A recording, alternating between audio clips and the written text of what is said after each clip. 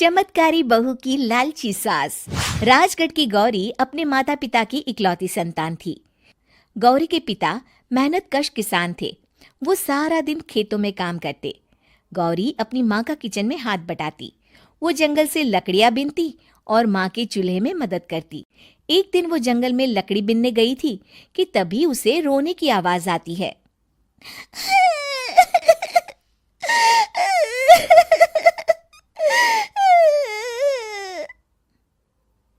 अरे, यहाँ कौन रो रहा है?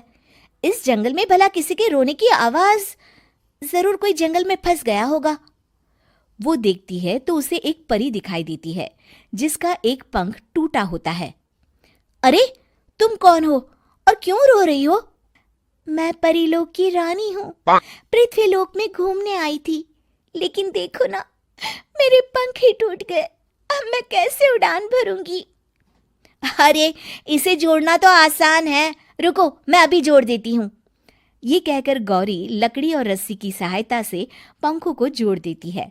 परी अपने जुड़े हुए पंखों को देखकर खुश हो जाती है और गौरी को वरदान देती है कि वो पूर्णिमा की रात किसी भी चीज को हाथ लगाएगी तो वो सोने की हो जाएगी। लेकिन गलती से अगर उसने किसी इंसान को छू लिया तो वो अगली पूर्णिमा तक सोने का ही रहेगा। गौरी घर आती है और सारी बात अपने माता पिता को बताती है। गौरी की माँ उसे कहती है, तू भी ना गौरी, सारा दिन परियों की कहानियां पढ़कर स्वप्न लोक में ही रहती है। नहीं माँ, मैं सच बोल रही हूँ।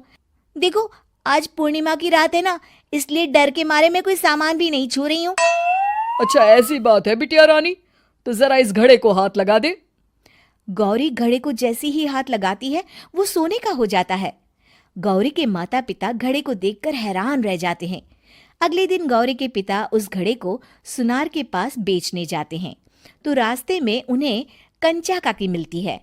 वो सोने का घड़ा देखकर गौरी के पिता से पूछती है, अरे गौरी के बापू, ये पीतल तो बड़ा चमक रहा है।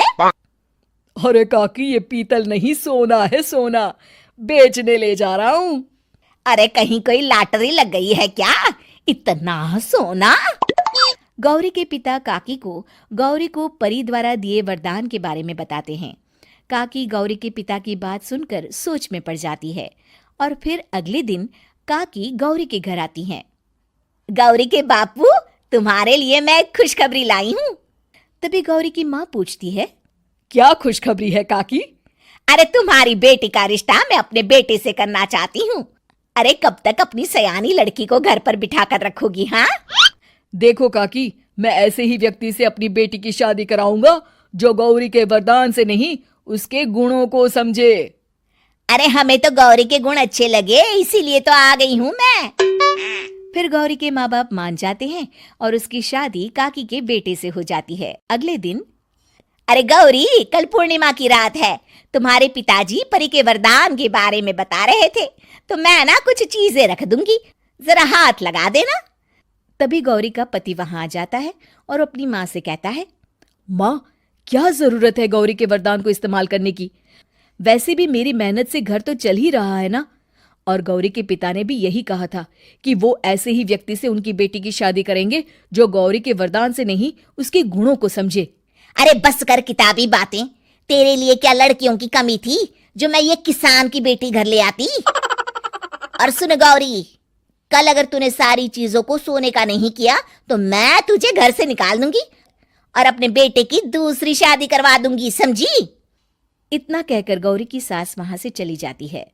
अगली पूर्णिमा की रात गौरी की सास गौरी के सामने ढेर सारे बर्तन रख देती है और कहती है, जल्दी कर गौरी, रात खत्म हो जाएगी। जल्दी जल्दी इन सारे बर्तनों को हाथ लगाकर सोने का कर दे।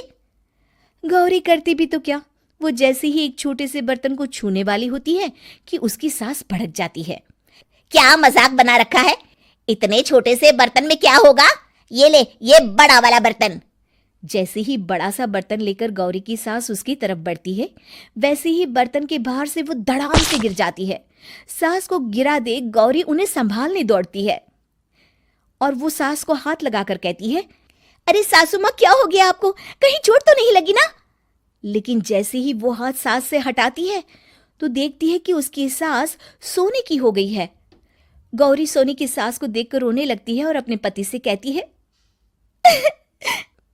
मुझे परी ने कहा था कि अगर मैं किसी इंसान को हाथ लगाती हूँ तो वो अगली पूर्णिमा तक सोने का ही रहेगा। अब मैं क्या करूँ? अरे करना क्या है, माँ को उठाकर अलमारी में रख दो। और हाँ, लालच का फल बुरा ही होता है। ज्यादा बड़े बर्तन को सोने का बनाने के चक्कर में माँ का ये हाल हुआ है।